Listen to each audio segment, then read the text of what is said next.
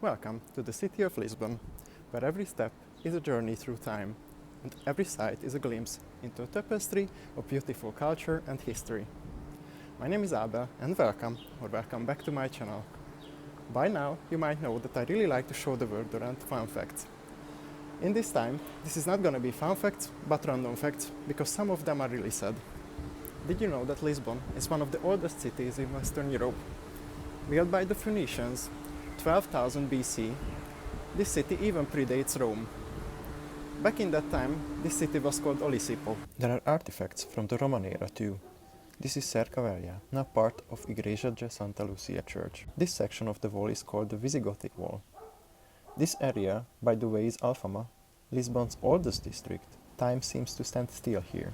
You can lose yourself in the labyrinth of winding streets adorned by laundry lines and graffiti-covered walls. In 1755, Lisbon was struck by one of the most devastating earthquakes in recorded history. The earthquake, followed by the tsunami and fires, destroyed much of the city and reshaped its landscape. One of the most iconic reminders of this disaster is the ruins of Convento do Carmo.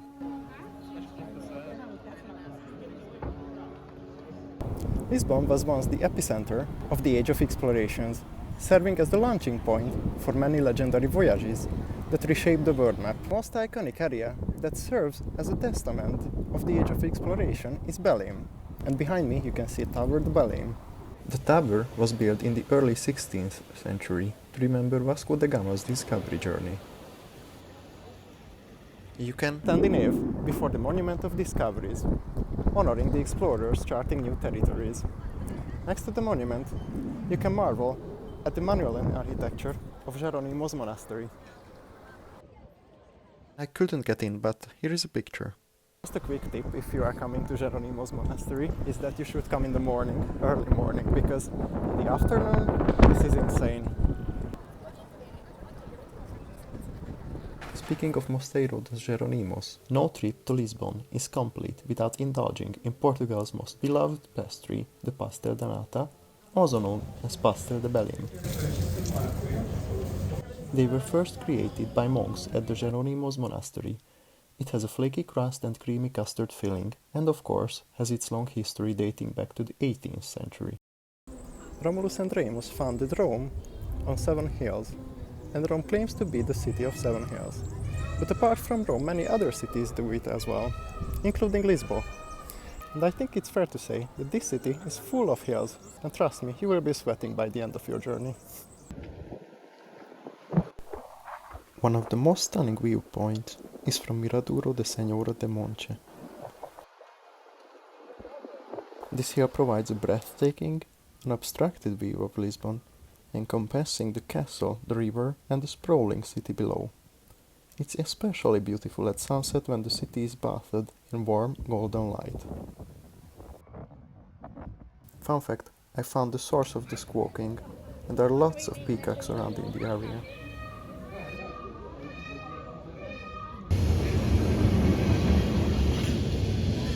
Lisbon is also famous for its trams.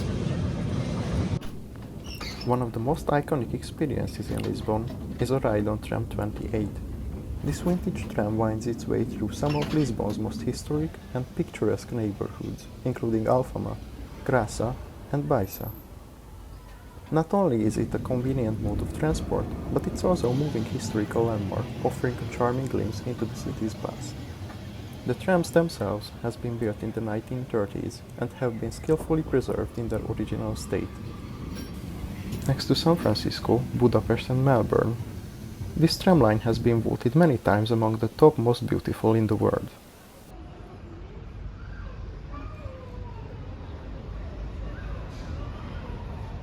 The first thing you will notice about Lisbon is that lots of buildings are covered in colorful tiles.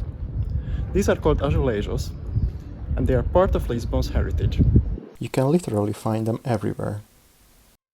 You can find them even in the metro.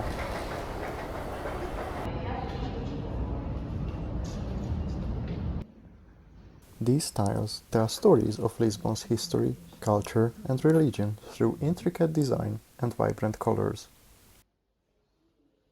I recommend visiting the National Tile Museum to learn more about this unique art form and its significance in Portuguese culture. What really fascinated me is that there are some pieces dating back around 600 or even more years. For a taste of modern Lisbon, visit the LX Factory, a transformed industrial complex now home to trendy shops, cafes and art spaces. This creative hub reflects Lisbon's innovative spirit, merging historical architecture with contemporary culture. Stroll through its graffiti-adorned alleyways and fancy ruined buildings to discover a vibrant mix of old and new.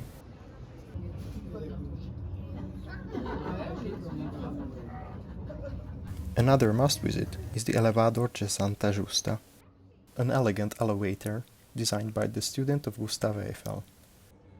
This iron structure offers a spectacular view over Lisbon's Baixa district and is an excellent example of early 20th century engineering.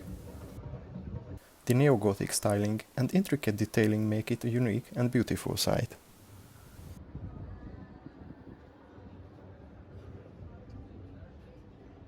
Parque das Nações offers a glimpse into the future. This area has been built for the '98 Expo, and it features many contemporary art, and a telecabin as well. And then a scenario as well.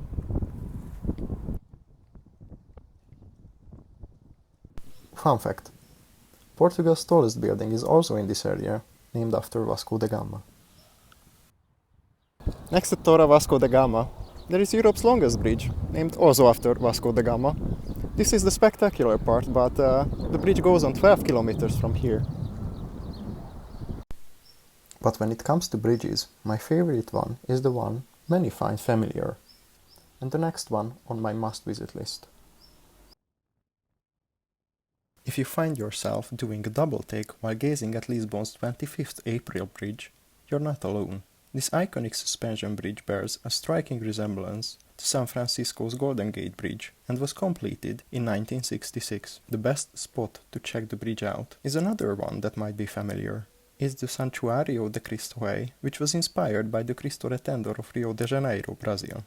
The bridge, originally named Salazar Bridge, was renamed after the Carnation Revolution on April 25th in 1974, which restored democracy in Portugal. Whether you drive across it or admire it from afar, this bridge is a must-see for visitors. For me, there is no trip without visiting a church. This is Basilica d'Estrella. It was finished in 1790. This church is an exquisite example of Baroque and neoclassical architecture. Its striking white facade, adorned with intricate sculptures and detailed stonework, is a sight to behold. Inside you will find beautiful marble interiors, impressive frescoes, and a breathtaking nativity scene, crafted from cork and terracotta. The basilica's large dome is also breathtaking.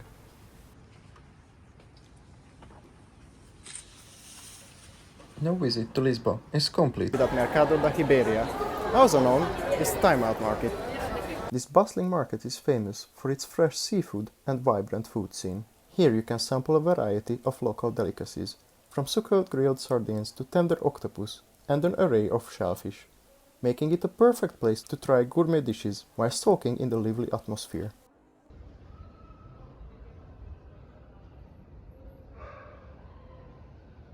Football is an integral part of Lisbon's culture, with passionate fans supporting iconic clubs like Benfica and Sporting. Instead of a scripted voiceover, I will tell you a story I experienced in Lisbon. There was a Hungarian player named Fehér Miklós. During a match he collapsed and passed away. Up until this day, the people of Lisbon remember him and keep his memory alive. He got a little statue in the Benfica stadium, which I wanted to visit. Unfortunately, the area was closed due to renovation, and only a security guard were there. I told the security guard that I am from Hungary and I came to see Fehér Miklós, and he instantly became friendly and took me through closed doors to see the statue. The fact that Fehér still lives on in the hearts of fans made me so emotional and proud of the people of Lisbon.